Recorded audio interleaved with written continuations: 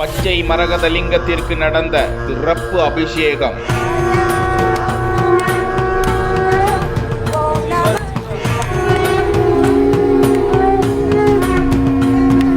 பழனி மலை மீது நடந்த போகர் ஜெயந்தி விழா கண்டு ரசித்த ஆயிரக்கணக்கான பக்தர்கள்.